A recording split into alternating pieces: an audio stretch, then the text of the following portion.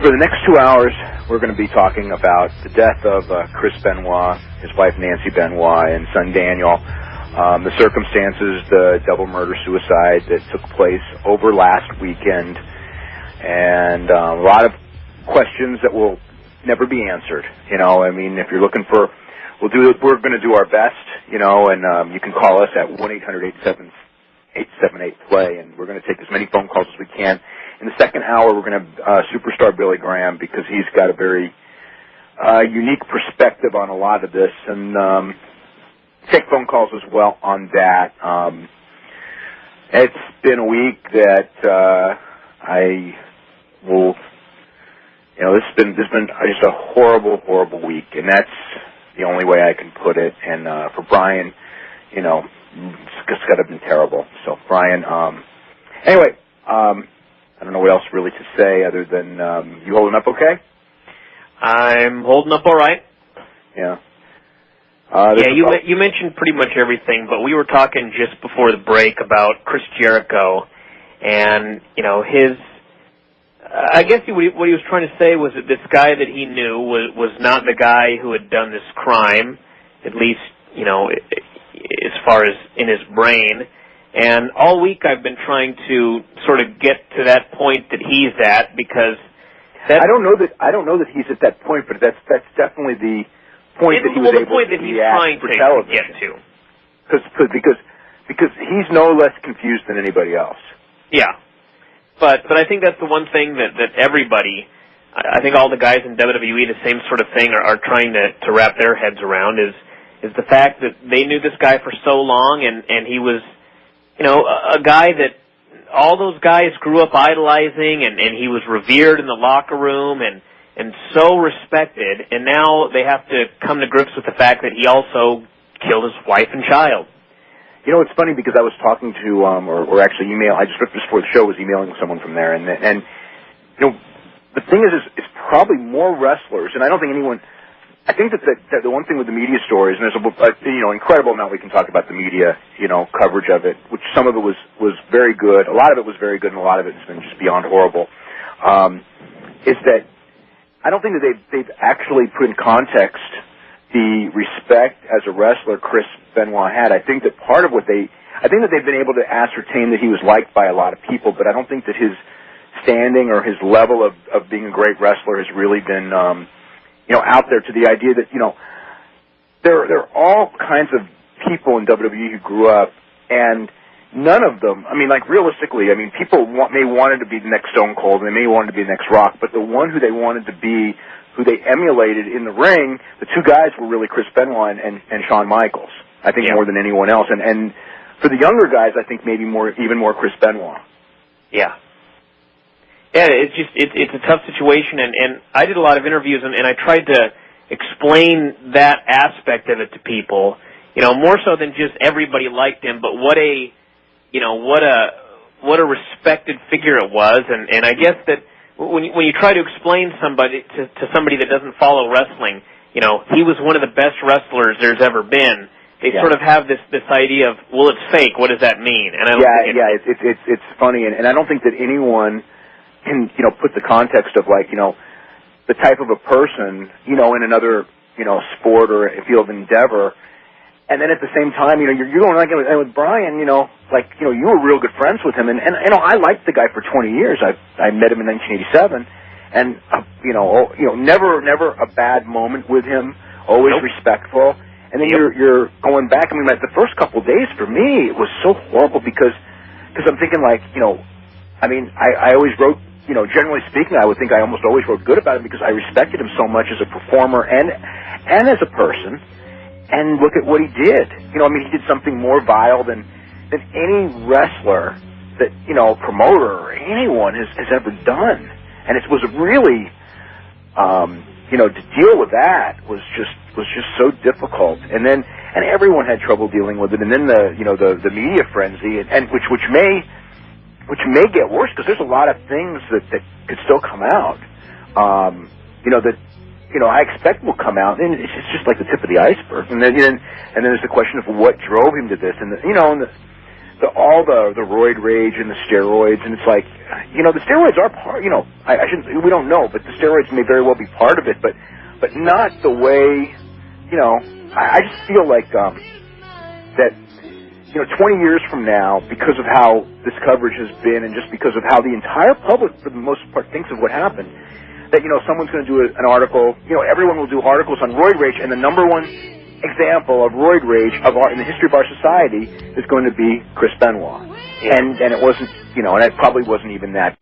There's just so much. Brian, I mean, before we get to the calls, I mean, is there anything else that you want to talk about? Because you knew him real well, and after the whole thing happened, I mean, we talked, and the deaths of, and it's not just the Guerrero. I mean, the Guerrero one's the public one that everyone knows about, but I really think that the death of Johnny Grunge, really, I don't want to say it played a part in these murders, but it played a part in his mental stability. Yeah, I didn't even really, I mean, I talked to you on, I don't know what it would have been, Tuesday night or something like that, and I hadn't really thought about it at the time, but after you made the comment about, was he a different person afterwards, I didn't so much notice anything, but, I mean, we talked a whole lot after Eddie died, and he was obviously, destroyed at that point, but I figured anybody in his case would have been destroyed, and really the only change was I just, I didn't talk to him quite so often after that. He would call every now and then, and more stuff like, I don't know if I should say he would complain more, but we would talk about things like he would get very upset about developmental and the whole state of developmental and everything like that, and how, I actually thought of a lot of things when I was reading your thing in the Observer about how, very upset about big musclehead guys coming in with no talent and guys with passion sort of being left out, and just more complaining about that and that sort of thing, and just didn't hear from him as often anymore. He just sort of kind of, I don't know, I guess you could probably trace it back to that, but when you look at other stuff like the stuff with Nancy and everything in 2003, I mean, I think that stuff dated back a lot farther than that. But I think they had marriage issues from day one. I mean, even before they were married, they had issues. It was a very just the nature of the relationship. I mean, that went back. I mean, there were incidences, and fights and things like that in the late '90s that people, recounted to me. But his drug usage, really picked up at the end, and I think that, it's the only thing I can have, because it's one thing. I mean, as bad as this is to say, it's again, even with the protection order and everything, and talking to people, and of course, no one's in the house except for those three. But I mean, she was never, according to friends of theirs, she was never bruised or anything like that they know of before Eddie died. After Eddie died, it changed, and I don't know if it's when you're frustrated, there are a lot of people when they're frustrated, they take it out on their spouse, and they hide it from their workers, and they hide it from their friends, and it's all in the home, and when they're outside the home, they're, you know what I mean? And I think that, and then it may have been a two-way street with her as well, and but again, like, what ended up happening is not there's no excuse for what ended up happening, and I just can't believe, there's something really ghastly about it. And one thing that I had thought of, just today is, I don't know his lat pull-down machine and how much weight was on it, but I would presume that it was way over 240 pounds.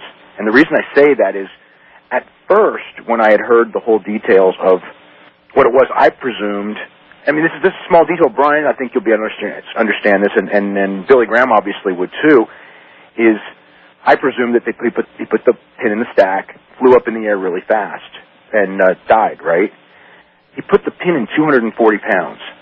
That's only a little bit more than he weighed, so he slowly went, and he slowly hung himself, and he knew what he was doing, and that's almost the most torturous way to go. And also, the other part of it was his hands were free, and you can, what I mean? It almost.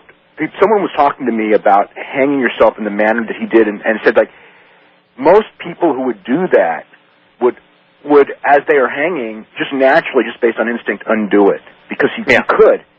and he didn't. And I mean, I think that at that point, as horrible as, I think he wanted the most horrible, because, again, if you think about the timing of it, he thought for, a day on how he was going to do this. And he, drank the bottle of wine, because there's a bottle of wine right by the lap machine. And he came up with this, horrible way to go. And it's just, there's nothing else really I can say about it. But, I mean, that's another thing which I'm sure no one has talked about anywhere yet, because I don't think anyone's actually put all that together. Yeah. Yeah, we would have to have someone on like a Scott Williams or somebody who's dealt with crime, but I've always sort of heard that psychopaths and such, their whole life is about trying to put on this facade of normalcy, that they're like actors throughout their entire lives, trying to behave like they see other normal people behaving. And, I think about he's having all these problems until the very end. He was still, in the ring, he could do everything he always did. And to me, just from dealing with him over the last year and a half or so, it had to be something very similar to that, where this was a guy that, his brain, whatever was going on upstairs was going fast, and he was still able. There were so many guys afterwards. There are a lot of guys, and just look at Kurt Angle's wrestling. Kurt was that. I'm just talking about his behavior backstage, where so many guys were stunned. Chris didn't have the kind of behavior backstage that Kurt. Yeah, that he could still on the road seem to, with some, there were some things that were different, but largely he seemed normal, and I think that's just another part of the whole, all the psychopathic behavior was just the ability to be able to do that. Yeah, and we're talking about the death of Chris Benoit, Nancy Benoit, and Daniel Benoit, double murder-suicide, over the last weekend, as we were watching various pay-per-views on Friday, Saturday, and Sunday, joking about how busy it was going to be. Can you imagine? Remember, all through April and May, we were dreading June? Yep. And, boy, it was the worst. I'm going to start with Jack in Boston. Jack, what's going on? Hi, Dave and Brian. First of all, I want to thank you guys for the incredible reporting you guys have been up to since this whole thing happened. I can't believe how informed you guys have kept everybody. And Dave, this week's Observer, the first half of it at least, which is just out of control. It's all in there. It's great to have that access, because the stuff has been coming out in bits and pieces, and it's been really hard to keep track of. Jack, you did. I just want to make mention that you did a great piece. Oh, thanks, Dave. I appreciate it. Yeah, it was really, it was one of the best ones that I've seen. You did, again, the one thing that I've noticed is that the people who really did have a wrestling background when it comes to the reporting, or fans, they really shined this week. All across the board. The mainstream, there was some mainstream that wasn't bad, and I think, like I said, like the Atlanta Journal-Constitution, LA Times, I thought they did very good jobs this week, but the television news, the CNNs and the Fox News channels and people like that, really bad, really, really bad. And it was just kind of embarrassing. Jack, what was your thoughts? I don't know how much of that stuff you watched, but when I watched it, it was like a circus, and it really bothered me. Yeah, it was clearly, it was depressing, because they were. My sense was they kept asking questions that they weren't really interested in answering. The questions were the thing for them. Was steroids involved? Do wrestlers have these problems? Do that? And it's frustrating, because there's no time for the answers. And like you've been saying, Dave, over and over again, and Brian too, these answers are so complicated. They don't want a complicated answer. They want, he took steroids, he had roid rage, he killed his wife and his son. That's what they want, because it's simple. And unfortunately, when you say that that's not the case, they think, that you're protecting wrestling, or you're holding back, or something like that, because obviously, and in the end, like more likely than not, when they do this, the toxicology report, everyone pretty much assumes that there's going to be some steroids in there, so that viewpoint will be vindicated forever. But I don't know that that's what it is, and certainly, all the actions, all of the actions of the last several weeks of his life, it's definitely, he had some strange thoughts. And strange things that he was doing, and which almost makes it worse, because there's almost a premeditated nature here, that's almost even more horrible. there's such a mental game on top of whatever might have been happening to him chemically.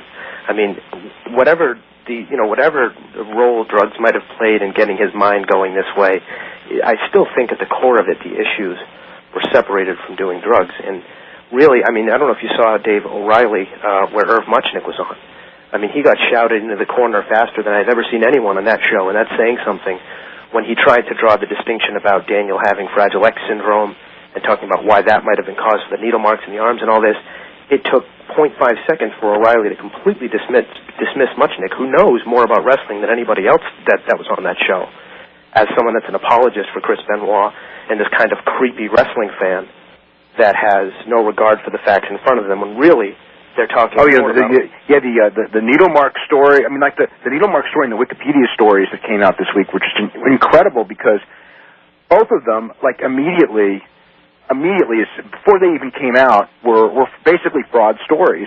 They were, and everyone went with them. And even as late as yesterday, days after the guy confessed on the Wikipedia thing, you still have plenty of newspapers still talking about the spooky Wikipedia thing, and I mean, I was on shows where I told them, because I mean, I was in the middle of that stupid story, and I told them exactly what happened, blow by blow, and at the end, I mean, you could just see that, like, these people were sad because, they so badly wanted, to prove, to frame, WWE. Not that WWE is blameless or anything like that, but to frame WWE on the idea that they knew the day before, about this, and they, didn't go to the police, and it's just, I mean, a lot of people think it's really weird, but I don't even think it's weird, because the nature of wrestling fans, the bottom line is, if you go on the internet, you're going to have someone suggest, look at the responses since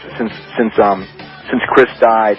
From day one to this week, you've seen every nutty thing in the world, from Kevin Sullivan did it to, the mob did it to, Vince McMahon did it, believe it or not, that the idea that, Chris misses a pay-per-view and someone somewhere lies and says that, Nancy said, it's not even that surprising to me that somebody somewhere would do it. When he said the odds were 1 in 10,000, I thought, the odds were about 1 in 3, to be honest.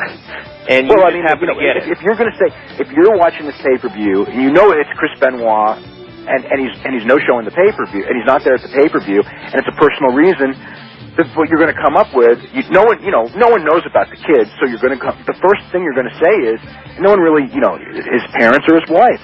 So someone's going to say something and he missed it, so it's like, now, the death is kind of eerie, but, there's a lot of eerie stuff that goes around on the internet unfounded.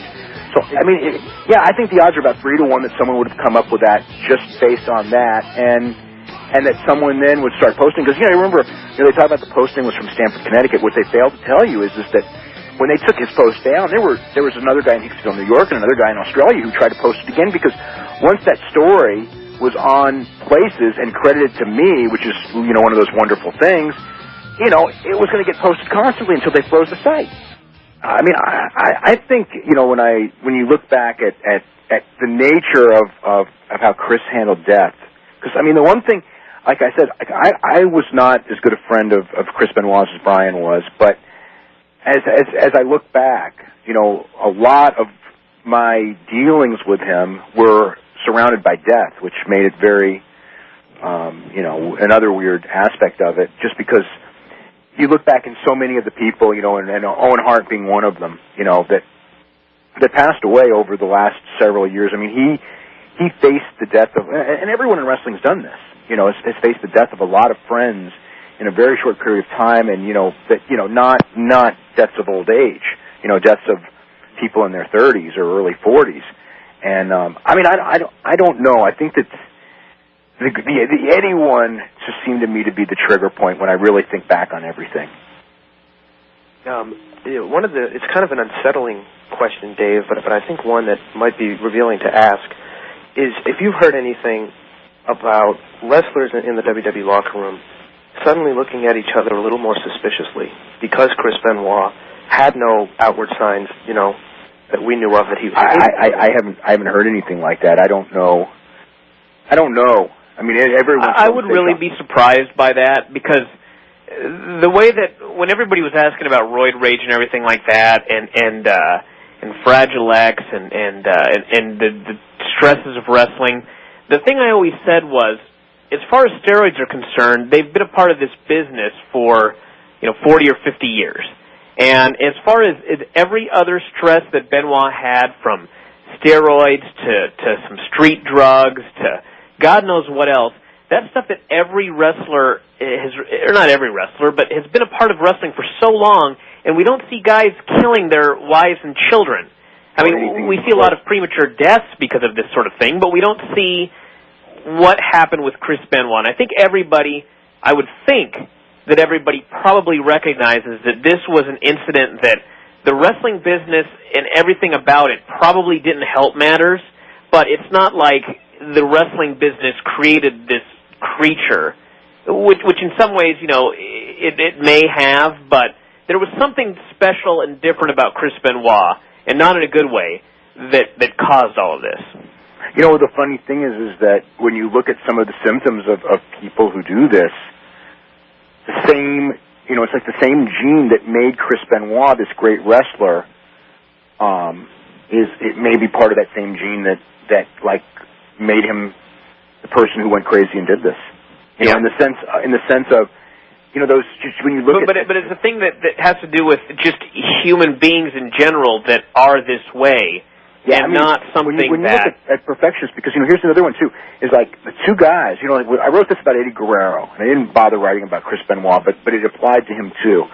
That most wrestlers, when they, when it comes to star ratings or something like that in matches, they're naturally going to get mad because they always think their match is better than it, and then it really is. In most cases, not Chris Benoit.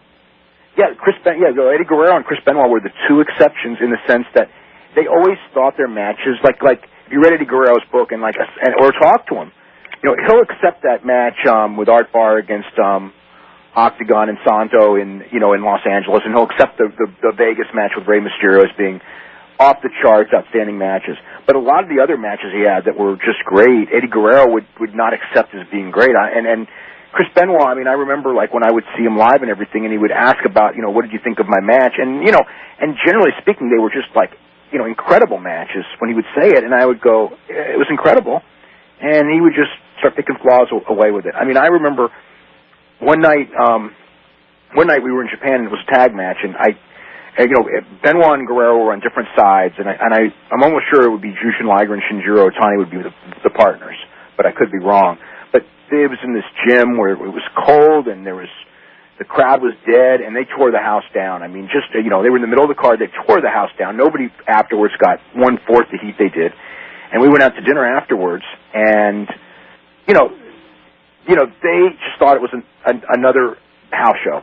And both of those guys had no concept of how good the match was, and I was like, and again, maybe they were doing that every single night on that tour, but I'm coming from the United States and seeing United States wrestling, you know what I mean? And then I go and see that, and it's just like, this thing's incredible, and they're just like, what makes you say that? It's like, you tore down the house, you did all these things that nobody else can do, and and whatever. I think the most I ever got out of him about any of his matches was he would say something like, I was pretty happy with it. That was, you never, I never even got anything out of him. Even, you talk about Eddie saying he would accept it was a fantastic match or whatever. I got nothing like that. Wow. It was always very much underplaying his own ability. That's like hyperbole with other people talking about Chris, but Chris never used hyperbole to talk about himself. Do you know one thing, I want to bring this up also, when it comes to that, you'll remember this, Brian, I think, that somebody wrote a letter, and it was on our website. Remember this, 6-9 months ago? Maybe it was longer. And he wrote you, I think. Just out of nowhere, just saying how that letter really brightened his day. Remember that, Brian?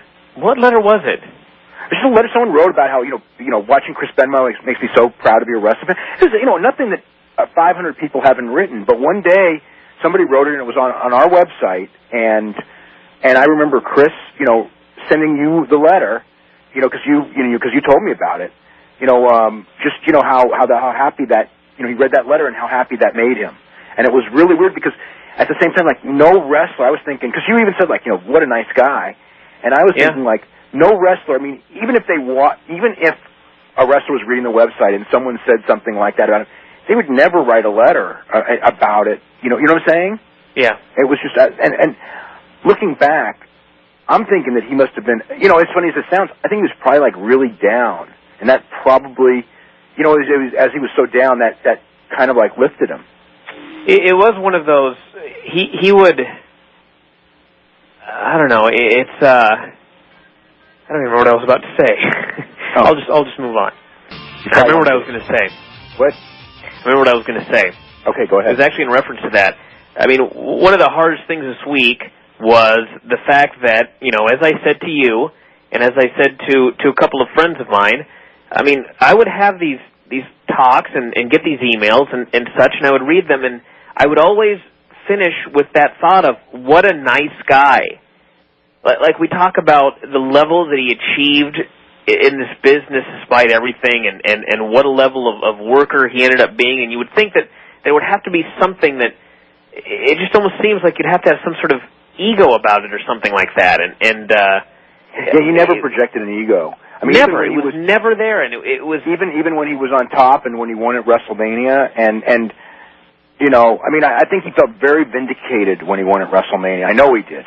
Yeah. In the sense of all of those years of being told, you're too small and vanilla and midget and all that stuff, which just had to kill him. Yeah. But I mean, I don't know, just a very very difficult thing. I want to go to Dan in Chicago. Dan, you're next up. Hello. Hi, how you doing, guys? I'm here. I'm kind of bummed out about, obviously, from what happened with Chris Benoit. I've been a wrestling fan now for about 22 years, and I've never, ever seen anything like this. Hopefully never will again. I hope so, too. This has been, the news has been kind of ridiculous. I got mad at Nancy Grace for her saying that Chris Benoit got demoted from the Horsemen to Raw. Yeah, that was a pretty ignorant statement. They had a fact checker. It was much better when Jericho came on and basically told the story. Yeah. They had a fact checker who had stopped watching wrestling and didn't understand, and on a story this big, obviously that was just the way she said it. It was just like, ugh, But I will say this, like when Jericho was on, and since then that show has done a better job. I mean, because it was I mean, I'm not saying it did a good job, but it started out completely awful, and it's gradually. I think a lot of it probably has gradually gotten better. It's just people covering stuff that they didn't really understand, and a person that they didn't really understand, and an industry, there's been some of the wrestlers on that have just, to me, I mean, some of them have been very, very good, and obviously Jericho was probably the best of anyone. But I know it was awful. What? China.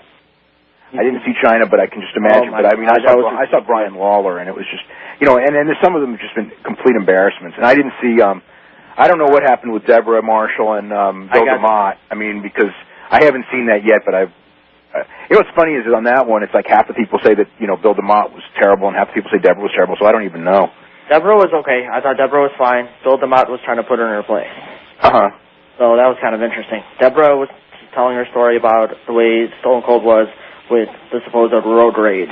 Mm-hmm. And I guess there was an incident where one of the times that, I guess the third time that Stone Cold, beat her, Deborah was calling the cops, and Stone Cold supposedly went in the garage and, did stuff where she couldn't leave, and she was scared to death, I guess, 3 different times that she thought she was going to die. In 1 minute, he was fine, supposedly, and then the next minute he would, flip out and get in her face. And supposedly, one of the times she said that she went to, work the next day at WWE, and they supposedly knew about it, and they just covered it up, makeup, whatever, and everybody shut up about it because he was the top star, and they didn't want to get him into trouble because he was making all the money for the company. So that was the big, I don't know. I mean, that in a sense that may not shock me. I mean, because when Stone Cold and it's that big of a star, I don't know. There is a different standard. I think it was a bottom guy.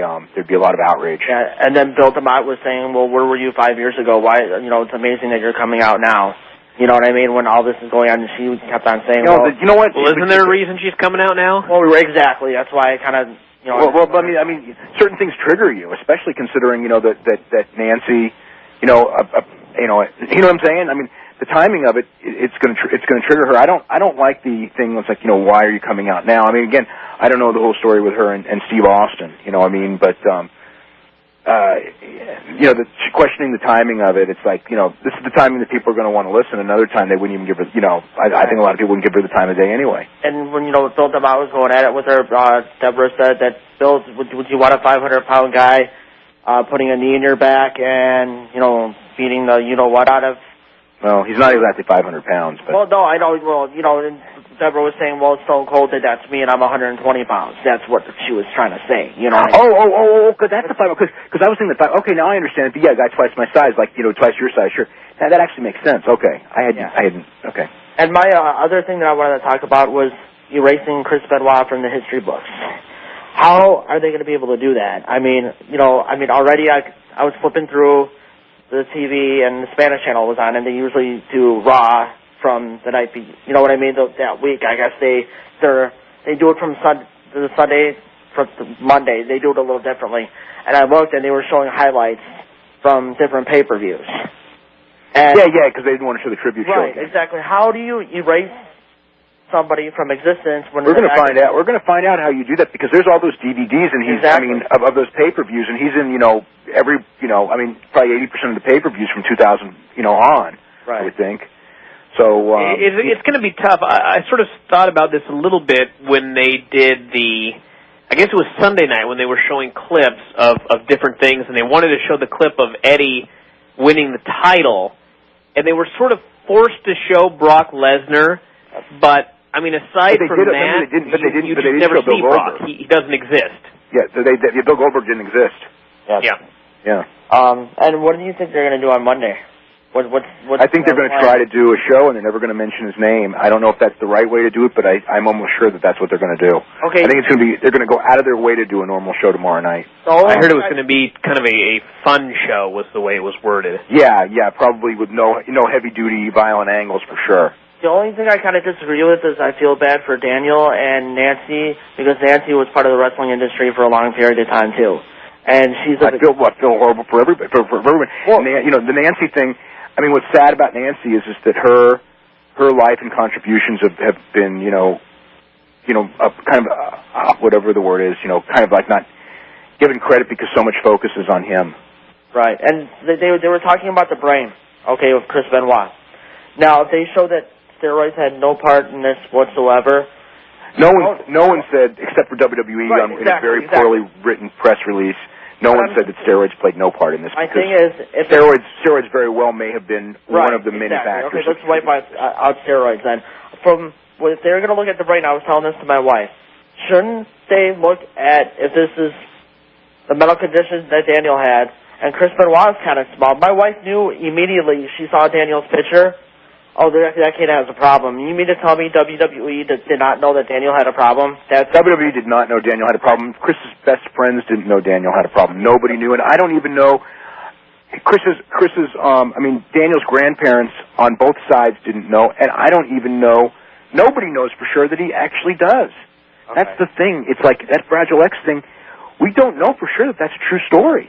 Okay. I mean, it may very well be, but I don't know. I mean, like, you know, I don't know if he's been completely medically diagnosed. I don't know that he hasn't been. I mean, his grandparents, you know, Nancy's parents are furious. They're livid because they were around him all the time, and they don't buy it. And it's funny because I've talked to people who are very good friends with Chris and know Daniel, and there are those who say that, you know, that they believe that they didn't know before, but now, you know, with the benefit of hindsight, they believe it's true. And I have others who are absolutely in denial and say that is absolutely not the case. So I don't know. I mean, but as far as Chris, the thing is that Fragile X is inherited from the women's side of the family, okay. So Chris would not have had anything to do with that. Okay, but as far as the brain goes, if something comes out saying that something's up with Chris's brain, obviously, isn't that hereditary as well through the male side of the family with her father? Not if it's a bunch of chair shots to the back of the head, headbutt, God knows what else. Not if it's from chair shots, steroids, and antidepressant drugs. Because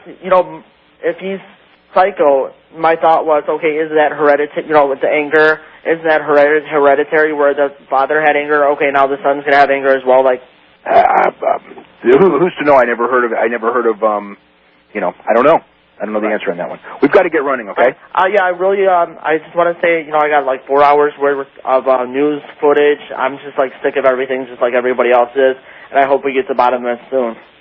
We're never going to get to the bottom of it. That's the truth. I mean, want to know why. That's my. Don't even like hold. There's only 2 people who know what happened, and do you have a camera in the house? No. Oh. No. Yeah. No. We're not. We're never going to. Everything is going to end up being speculative. I mean, we'll probably find out, what both of them were doing before. I think we know already a lot of the conversations that Nancy had the day before. They're all hints, but as far as knowing why, truly why, we're never going to know, and I'm never going to. It's especially with the Daniel thing. I'm never going to understand how he ever could have done it. I don't care what you say about anything. As a father. Okay. And that's been killing me all week. It's like there's just no way you could ever do it. I don't know how he did it. And, I don't know what motivated him to do it. I know he loved that son. I know that. I don't understand how he did it. I'm bummed out too that how great he was. This one incident ruined his whole thing on what I think about him. Oh, you mean when he tested positive for steroids? No, since that he killed his wife and son. You can't mourn the guy. Chris Benoit. Yeah, Chris Benoit. You can't mourn the guy. You cannot mourn the guy. And that's what I'm bummed out about. Well, I can understand that, and I was never wanting to watch another match of his, and I probably never will, and never want to think about him again, but, you know what? I mean, after listening to Jericho and everything like that, it's hard. I don't know. It's like there's a big perspective of it, and it's just a very conflicting and confusing thing. We're going to go to Tony in Nebraska. Tony, what's up? Tony, you there? Much, guys. Thanks for the show tonight. It's really putting myself at ease after everything this week.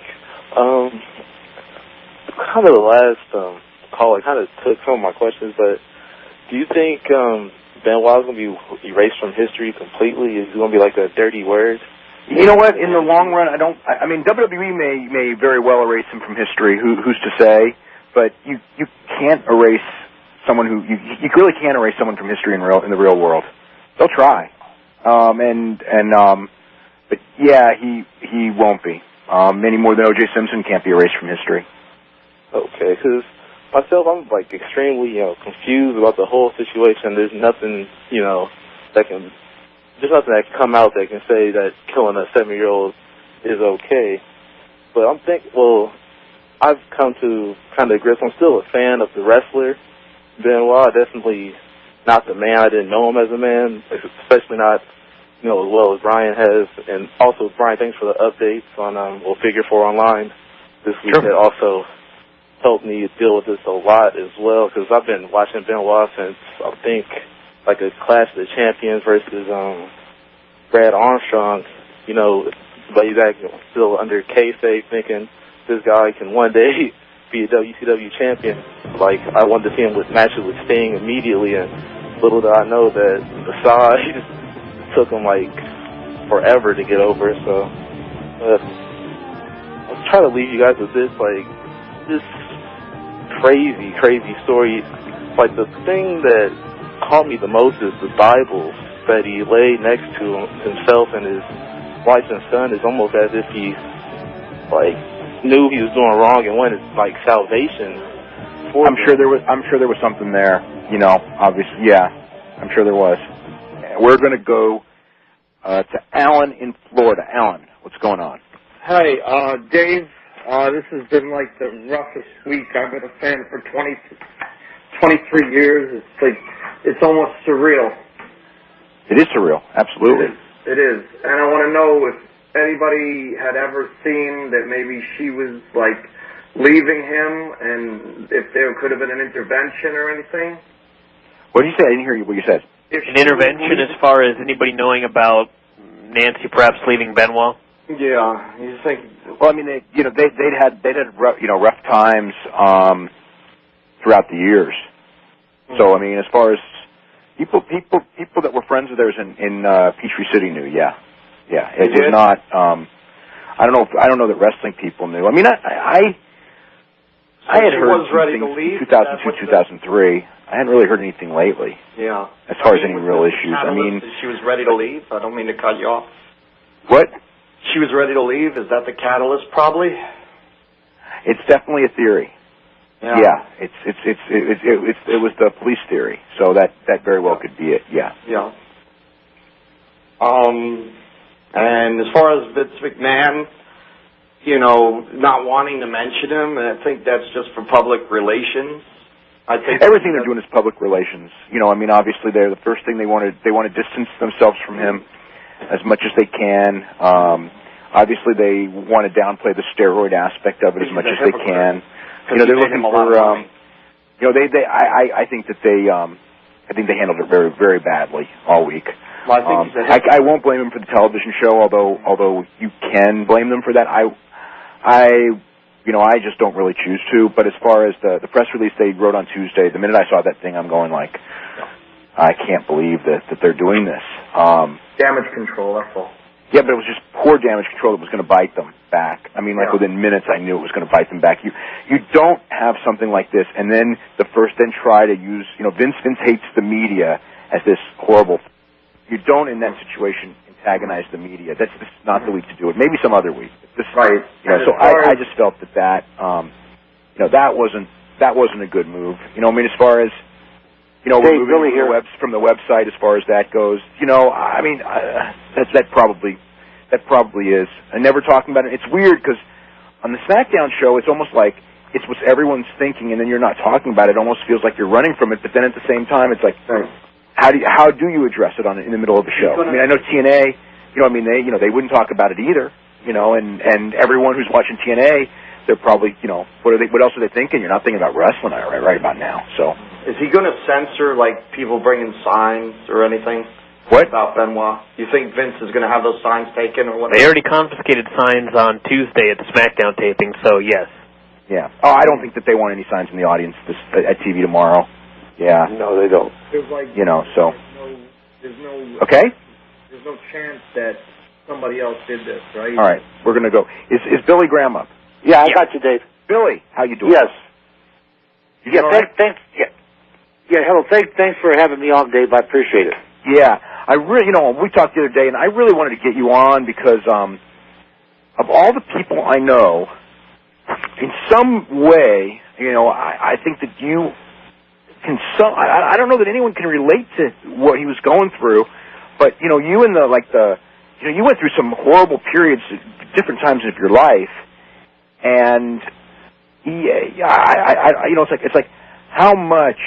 With the various drugs and the antidepressants and the steroids and everything. I mean, how out of I don't know if the word's out of control, but how much do you not become yourself and completely lose control of I don't want to say lose control of your being, but just you know what I mean, where you're really just not dealing with a full deck, if that's the right word. I don't know. Yes. Can you help with the explanation of all this? Because I know, in the late 70s, you had. And other periods, between the pain of all your injuries, the steroids, the ups and downs from the steroids and from the other drugs. I mean, I don't know. What's your take on this? I guess is what I'm asking. I know when we lost Big John Studd, that was another a nail in the coffin for all of us, and the deaths just kept on piling up. And I had gone through a lot of depression. Some drug-induced combinations of horrible health, and then the liver right before the liver transplant, looking at death. With all my depressions and all my anxiety and all my stress, I never got to the point. I was several times at the point to take my own life, yes, but never massacre Valerie and do unmentionable damage and horror to her. So I really believe that this was way deep, and that as you might have mentioned, Rhoda, as you might have saw last Monday on Raw when Dean Malenko made this statement about wrestling in Japan with Chris, they had a nickname for him, and it was Houdini, because sometimes during a conversation around the dinner table, he would simply disappear. And during the middle of a conversation, not physically, of course, but mentally, he would just zone out there somewhere. So he's had some mental health issues all along. And then, and of course, as Chris has related to you, after all these deaths kept piling up, it kept being harder and harder to bear, and it continued to go on. And I know that happened here at Eddie's funeral in Phoenix, when he literally by the graveside was weeping on my shoulder, along with Valerie, and he was just at points almost uncontrollable. You saw him. I suppose he was the worst, other than a family member. Yeah. And so, and then then we're waiting for the rest of the toxicology. I mean, is there Zoloft? Is there Prozac? Is there pain pills, sleeping pills, sedatives, any other exotic drugs that's going to add to this mix? But the placement of the Bibles, which you told me the other night in email, Dave, the placement of the Bibles is very important here. It shows great sorrow, great despair, and a glimmer of hope that he's going to take his kid up with him to a better place. Billy, another thing, I don't even know if this really had to do so much with Chris, but there have only been, a couple dozen people, realistically, in our lifetimes that were, the top guy in WWF or WWF, WWE, in that promotion. And very often, when the run is over as the top guy, not everyone, but a lot of them, I'm sorry, Dave. I lost the connection. I'm back on now. Okay. Oh, I'm sorry. Okay, a lot of guys, in WWE, in the history of the company, dating back to, there've only been, I don't know, a couple dozen guys who've been the top guy in the company. And a lot of guys in that, when the time comes for them to no longer be the top guy, it really, the come down, it's really difficult, and sometimes it's like, I think it'd be really hard for anyone, because Austin told me this once, and it was about Lesnar, leaving and everything like that, when Lesnar left right when he was on top, and Austin was always like, everyone in the company was down on him, but I'm not down on him. And he goes, unless you've been the top guy, you can't understand what it's like to be the top guy, or when you're no longer the top guy. So there's only a few people around, and you were in that position, in the 70s, the top guy. And then you were not in that position, and that was a real, because I remember we've talked about that come down was a killer on you. Are you there? Yes, hello. Yeah, did you hear what I said? I'm having a hard time hearing you here in Phoenix. I'm sorry. Oh, okay. I was asking just about the come down from being a top guy and how that affected you, because that was a tough period in your life, wasn't it? I think Billy's having trouble hearing us. Billy, can you hear me? I can hear you now. Good. Yeah, he was just wondering, as far as when you were a top guy in WWE, what was it like when you had to come down from that, when you were no longer the champion? I mean, was it tough? Oh, yes. In my case, it was almost unbearable, especially having to give it up to such an uncharismatic kid. But still, maybe I was a little bit too weak and took it a little too strong and took it way too seriously myself, so that could have been a defect in my own personality. However, I would like to tell you this, which adds a lot of confusion to the mix. Last year in Baltimore, backstage during my book tour, Valerie was speaking with Nancy Benoit, talking with Nancy, and Nancy was telling Valerie, this is almost word for word, that even though she had a lot of fun during her years in wrestling, including the time she spent doing the angle with me and Kevin Sullivan, she didn't miss the business at all. She said she loved being a mother and a wife, and she actually referred to herself as a boring old housewife, and that she was loving it. So that is really complicating things. Well, Chris Benoit used to say that he loved wrestling, but he hated everything else about the business. That's an interesting. That's an interesting thing. I want to go to. Is it Kenny in Georgia next? Hey guys, thanks for taking my call. listening to all the interviews that you guys have done on TV for the past week or so, Dave and Brian, I was just kind of wondering, considering you do have a lot of insider knowledge on what goes on backstage, specifically in regards to the wellness policy. I haven't heard the phrase TE ratio on TV yet, and I was just wondering if either of you guys have been asked any questions about the specifics. Brian has talked about it. You know, it's a very, you know, the whole thing with it's a very complicated issue. It was the test itself and the ratio and all that. They were all developed by Dr. David Black in Nashville, who also has to do with the NFL program also. So the basic gist is that different, you know, when I first learned about steroid testing, which would have been in the early 90s, I guess it really was, when the whole thing with Zahorian came down, and I just read everything I could. And obviously in those days, almost all the sports had testing did it use a 6-to-1 testosterone to epitestosterone ratio would be considered a positive, which is very, it's not super lenient, but it's lenient in the sense that, you know, pretty much you're not going to have too many people over 3-to-1. So it gives a little leeway, but it's very difficult to take too much to not spike that. You know, I mean, people were able to do it, but it's very complex.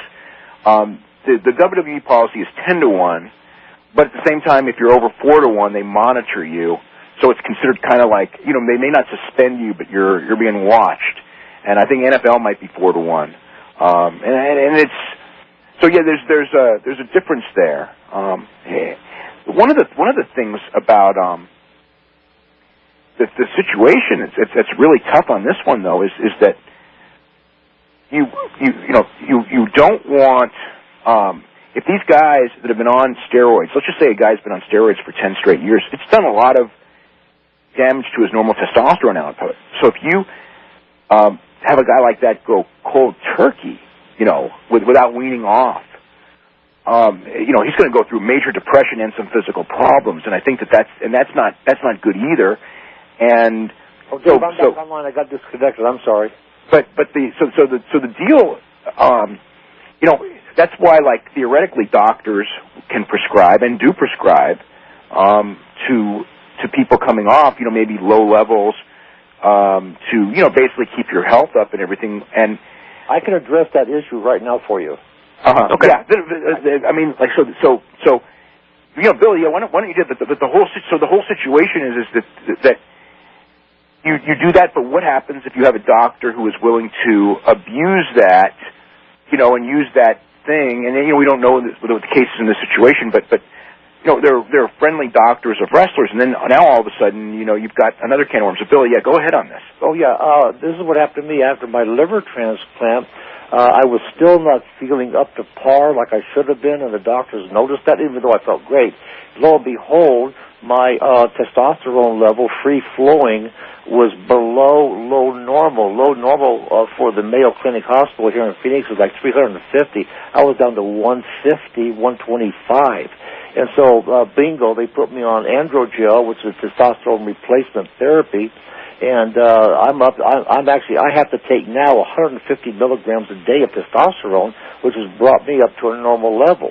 And now I'm totally good to go. But without that testosterone, even with a liver transplant, without that hormone, guys, we're in a lot of trouble, you know, because of the years that we've been very high on testosterone and have enjoyed those highs and enjoyed the power and all the confidence that it brings with it. So when you start cycling down, and if you do it very carelessly and don't cycle down intelligently, you're going to hit that low, and that's going to add to the whole problem. Billy, what were your thoughts this whole week as far as the media talk about roid rage? I'm sorry, who am I talking to? Brian. This is Brian. Oh, Brian, I'm sorry. I didn't know you were on. Yeah, excuse me, Brian. Well, we know that when the press asked the police did they find steroids in the room, and the guy said yes, the cop said yes. Well, that was our trigger word. That was the trigger to make this thing a national story. And then we come up with a catchphrase, roid rage, and now we have the catchphrase, and now you've got the story. That's the only reason we've been on all these shows all this week is because steroids triggered this thing, and it would have been a simple, well, no, he didn't have any steroids in his house, the whole thing would have been downplayed enormously. So the overplaying of the steroid trigger word is the reason why we're here today. Mm-hmm. Now, do you feel there's anything to that? Oh, yes. I feel the fact that, Chris tested negative in April, and then the fact that he had a stockpile found in his house, that he may have been indecisive. He tested clean when he got the paperwork or however they notify these guys that, yes, you're clean. Did he open up the medicine cabinet and bring out the steroids, or did he wait? Was he still so depressed and being too low of the level of hormones in his blood system that he was getting more confused? And then the addition of his beautiful little baby boy having these problems. The low testosterone level, you guys, it could be deadly. It actually could be deadly because we need a decent level of testosterone. Forget our sex drive, just to function in a normal capacity. You've been through again, someone who has had your own battles with depression. Yeah. And then looking back at his last 18 months of his life with the friends dying, so many friends dying, and then a lot of people in wrestling have gone through that, and especially with Eddie Guerrero, who was his best friend. And I think, Brian, I think that you wrote this, that did Brian, he every day write a letter to Eddie? What's the story on basically? He told me that after Eddie died, he got a journal, or maybe Nancy had given him the journal. He just told me he had the journal. Nancy bought him a diary or a journal. And he would write letters to Eddie every day.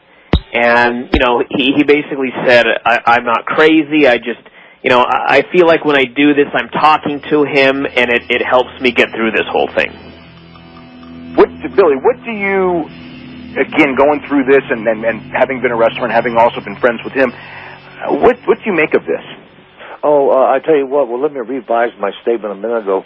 Being low on the testosterone scale would not make you go ahead and exterminate your family. It's going to put you into some pretty good depression, but there's got to be some other ingredients in here. So I want to rephrase that.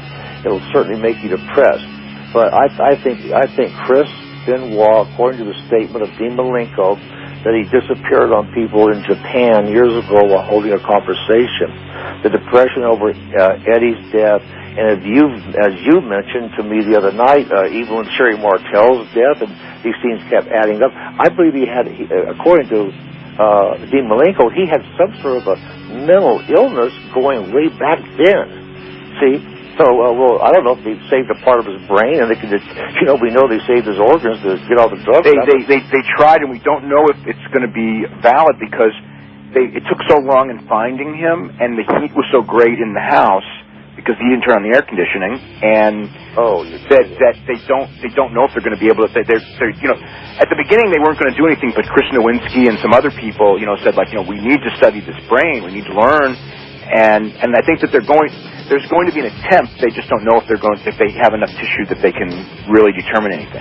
Oh, right, because I figured they're going to open them up the coroner and see if there's a tumor on that brain, and figure out what's happening in the brain. Because the guy, you don't go ahead and text somebody at 4:30 in the morning and say, "Come and get my dogs, they're okay," and all that time your wife is decomposing before your very eyes.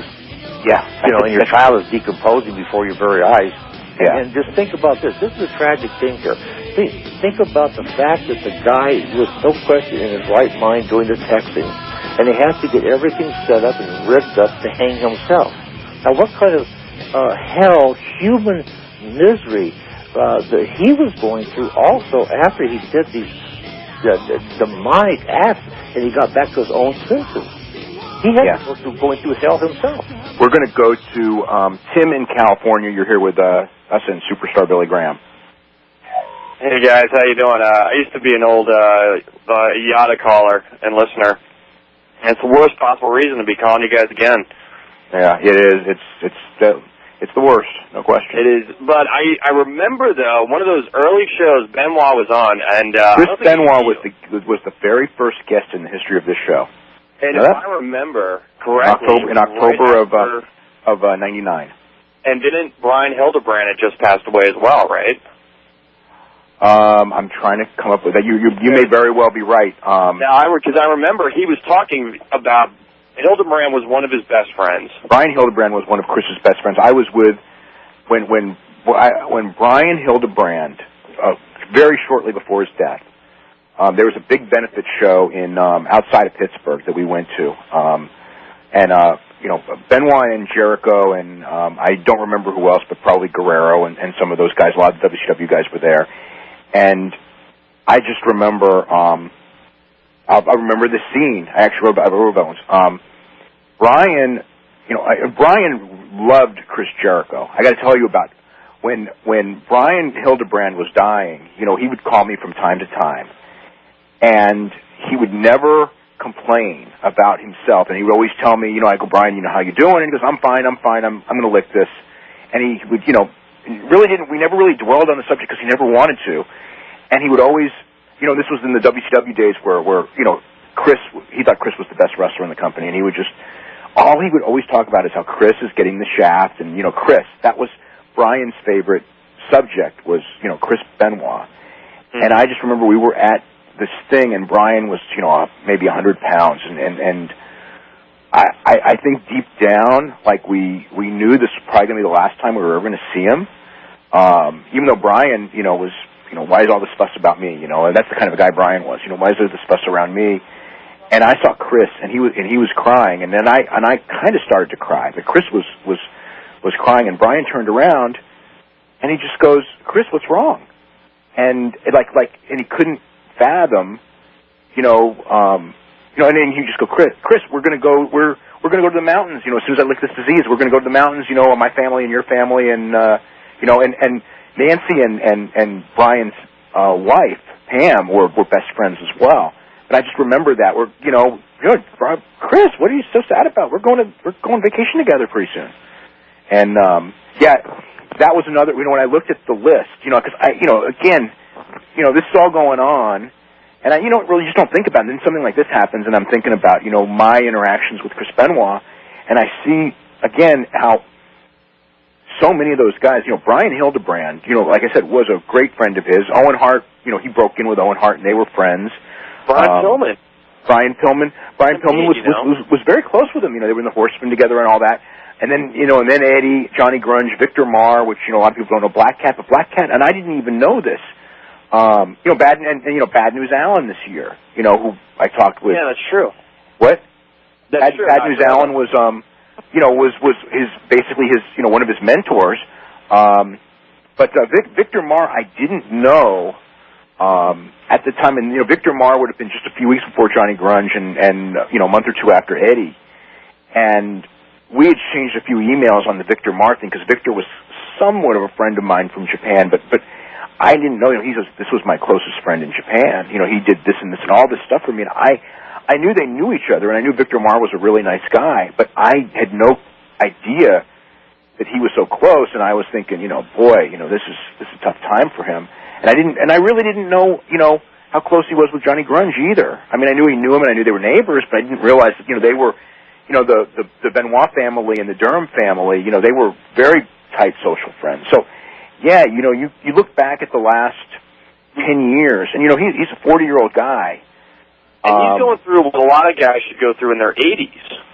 Yeah, it's like my parents, who were in, their late 70s and my dad's 80, they're going through this period now where a lot of the people they know are passing away.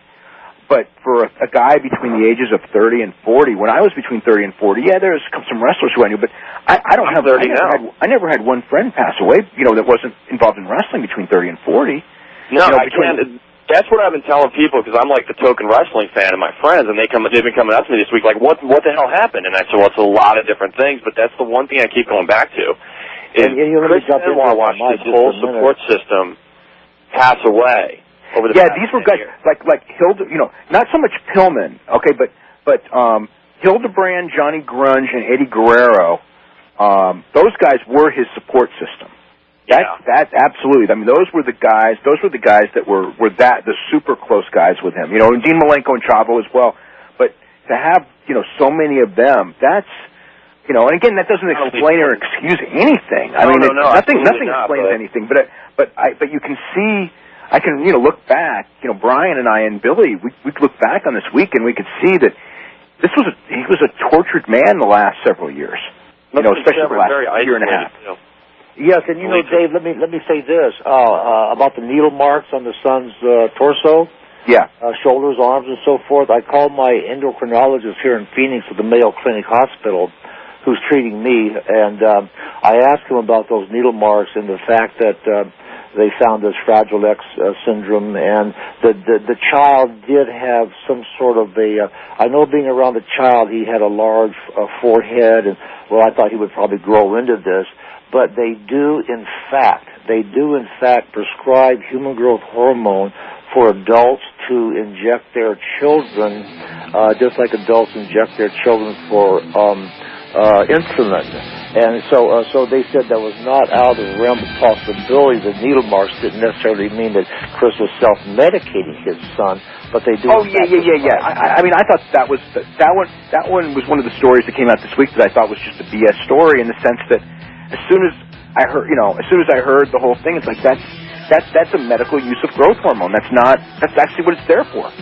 Oh yes, of course, and you know one thing we've got to learn here is you really don't know anybody.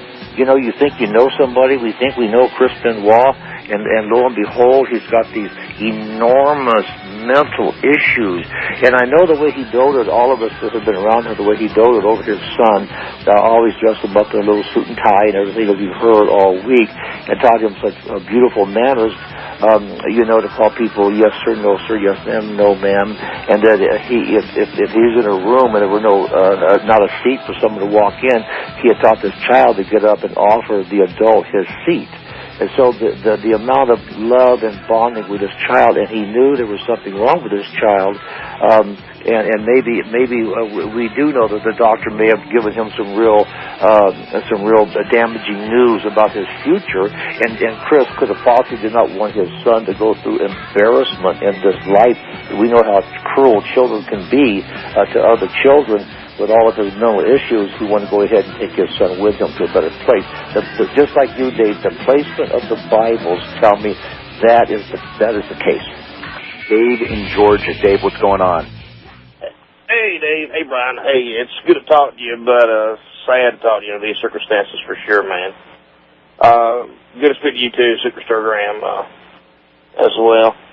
My main question was, Dave and Brian, we know he idolized Dynamite Kid and everything. Was he very close to Davey Boy? He's another one of the list. He was very close to Davey Boy. Yeah. In fact, yeah. I mean, you know, that was, you know, he was very respectful of all of the older wrestlers. That, you know, I mean, not that Davey was that much older than him, but he was, you know, he was when Chris broke in, Davey was already a star.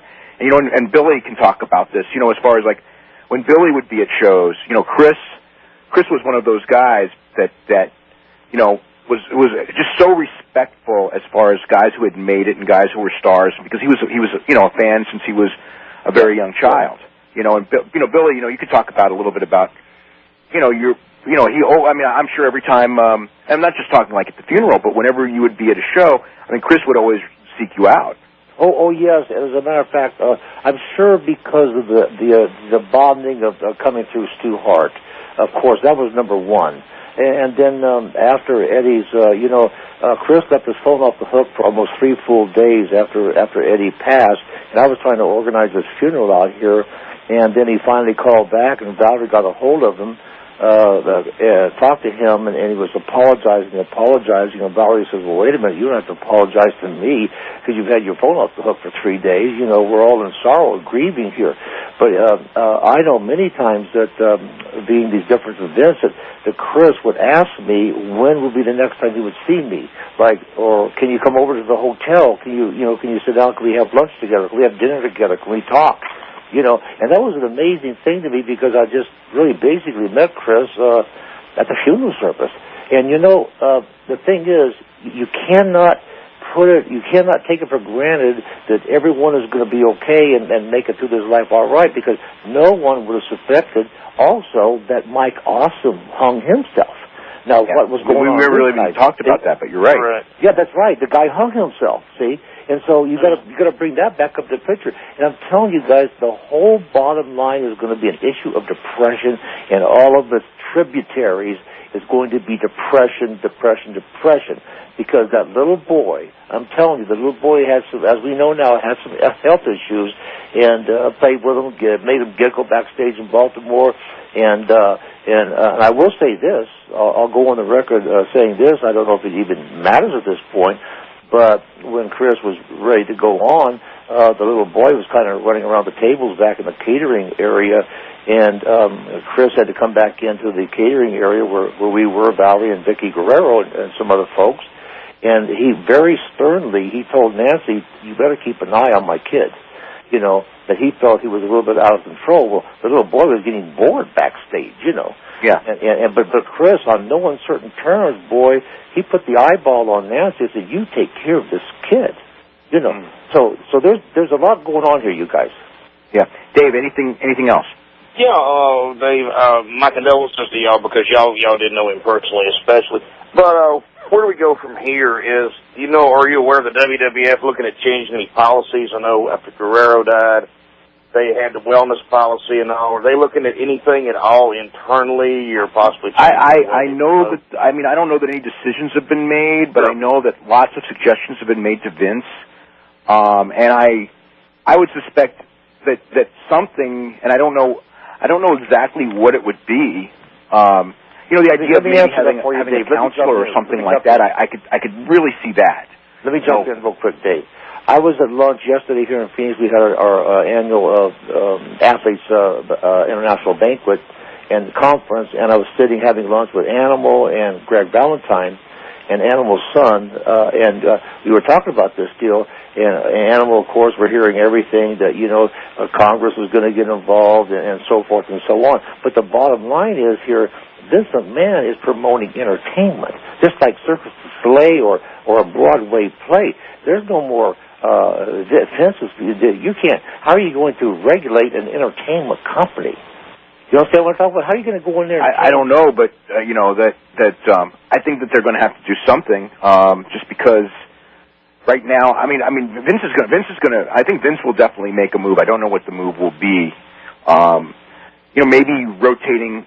Maybe rotating the schedule. With the idea that maybe guys will go 3 weeks on and 2 weeks off, and you work the TVs in your off week, but at the same time, that way you're like you always have a thing where like the thing of the wrestling schedule is, except for Christmas or when you're injured. You're always on the grind. You don't have that I think it would be very wise on Vince's part to start, since he has a full-blown wellness program, start adding some psychiatric help here.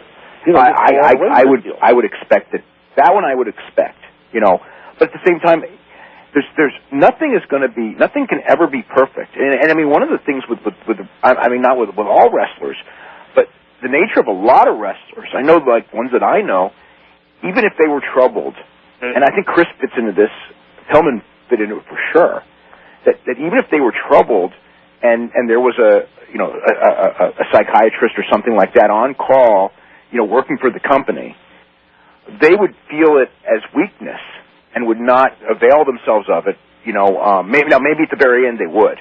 That's true. Well, you also have to look at it as it may not have to be a public thing that they're visiting this person, or maybe nobody would even have to know about it. Yeah. Yeah, but I think that would be the key, because I think that as far as doing it, I think that it's a positive move. For those psychiatrists, or even on the QT, but we know nothing is on the QT in professional wrestling. You see, and that does show a huge sign of weakness in an area that is laughed at in our society: mental illness, Down syndrome, things like that. Right, and the other thing is just that they hear you're doing that, and it's like. Well, we're thinking about making you world champion, let's just say, and then they hear this. It's like, maybe we should put this other guy champion, just because, because they're always very, like the picking of the champion is always that very sticky thing, because you don't want the champion to self-destruct. That's right. And so all the pressure. If you have a guy, if you have a guy like Chris, you know, who wanted to be champion, he might see that as a weakness. But anyway, Billy, go ahead.